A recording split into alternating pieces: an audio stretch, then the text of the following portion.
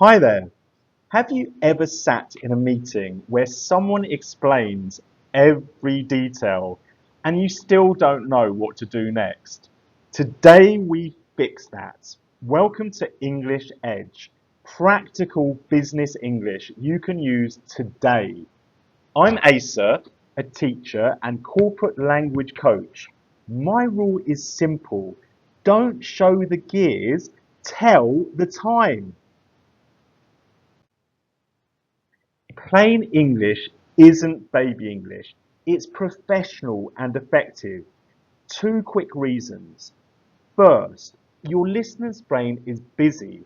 Working memory is small. So short, ordered messages get action. Second, simple words build trust. Using needlessly complex words often makes you sound less clear. This course gives you small, repeatable patterns for fewer misunderstandings, faster decisions, and kinder communication. So let's have a look at tool one. This is the one breath update. So point, because, and then next step. You say the point first, a short reason, and then the next action. Let's have a look at an example to make it even clearer. So we say, delivery moves to Friday because parts are late. I'll update at 3. So we've got our point, which we're trying to make, delivery moves to Friday. Then we've got a because to make it clearer still, because parts are late. And then we've got the next step. I'll update at 3. It's precise, it's quick, it's clear, it's professional. We're telling the time. We're not telling people how the clock works. And this form of communication is much, much more effective. Let's illustrate this further with another example.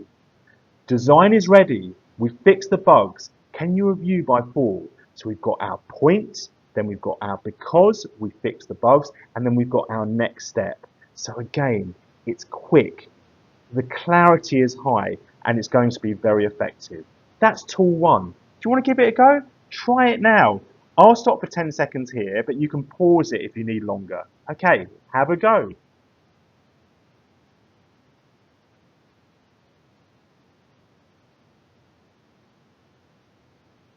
Okay, let's hope it works for you. I know it will. Let's have a look at the next one. So the next tool is time teller swaps. This is all about using simpler language. So sometimes we can get into the habit of using these complex, very formal phrases. And to be honest, in the modern workplace, they don't really work. They make us look pretentious, and also, not everyone is going to understand them. We're not all from the same generation, we're not all from the same culture, we don't all speak English as clearly or as well as each other. So we're swapping for simpler language. And also the research shows actually using this simpler language makes us look more intelligent. You wouldn't think it, but research does show that. So let's have a look. Would you be so kind as to becomes could you please? I'm reaching out to becomes I'm calling about. So as you can see, we're taking this very formal, very old-fashioned language and we're modernizing it and we're making the clarity much higher. Another example, at your earliest convenience becomes by 3 p.m. today. Let's have a look at a few more examples just to make it even clearer. So we're always aiming to swap the more complex for the simpler. With regard to becomes about. Proceed accordingly becomes okay, we'll do that. Kindly revert becomes please let me know. Plain words are faster to process and friendlier to mixed level teams. Give this a go, and I guarantee when you simplify your language, your communication levels will skyrocket. Tool 3 is the CPP request. Clear, polite, and then a precise time. Make the action clear, add a please or could you, and then give a time. So let's have a look at some examples of that. Please send the vendor list by 3 p.m. Okay, So we're using that clear language we spoke about earlier. We're using politeness with please, and also we're giving a precise time by 3 p.m. today. So that's a really clear professional sentence using CPP. Let's have a look at another one. Could you join for 10 minutes at the end? So clear, polite with a could you, and then a precise time, 10 minutes at the end. So CPP is really, really effective. But now we're going to move on to tool 4, which is ACP Disagreement. This is a way that we can disagree agreeably.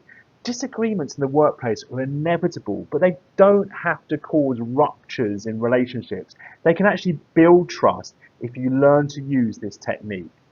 So ACP stands for acknowledge, then express your concern, and then give an alternative proposal. Let's have a look at an example. We want a fast launch. I'm worried about quality. Pilot with 10 users first. So we've got an acknowledgement of the other person. We want a fast launch, but then we've got our concern regarding this. I'm worried about quality. And then we have our alternative proposal. Let's pilot with 10 users first. This is ACP. We only use it obviously when we disagree. If we don't disagree, we don't need it. But obviously disagreements are going to occur, but they can be handled in a charming, cultured, agreeable manner using this ACP. Let's have a look at another example. We want cheap. I'm worried about reliability. Compare 6-month total cost. So we have our acknowledgements, then we have our concern expressed, and then we have our alternative proposal. Give it a go now, 10 seconds. So see if you can agree disagreeably using ACP. Just use an imaginary scenario and go through it. I'll pause here for 10 seconds, but you can pause yourself if you need longer. Off you go.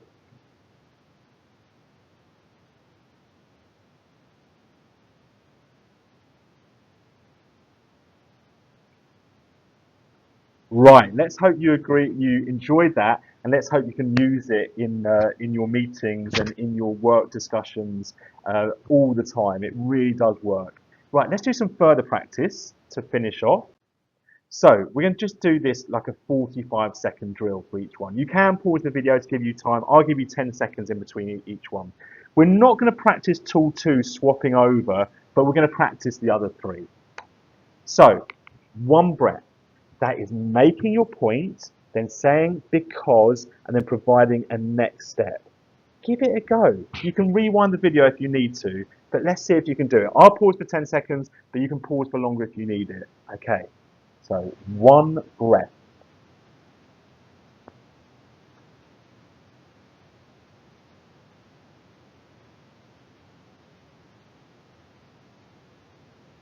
Okay, let's hope that you can incorporate that into your professional life. It really does work well in terms of a communication tool.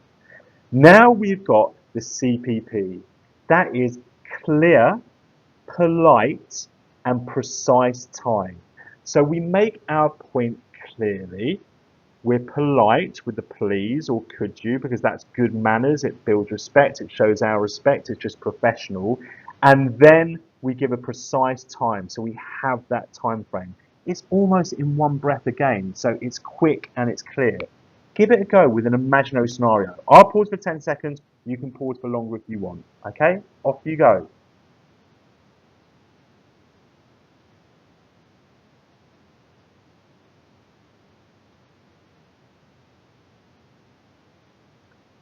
Okay, excellent. And now we're going to do the last tool, tool 4, ACP. So this is when we want to disagree agreeably. So we acknowledge and then we express our concern and then we give an alternative proposal. So give that a go now, see if you can practice it, and then it's going to be easier for you to incorporate when you want to disagree in a constructive manner at your workplace or in your professional life. Okay, I'll give you 10 seconds here. You can pause for longer if you want.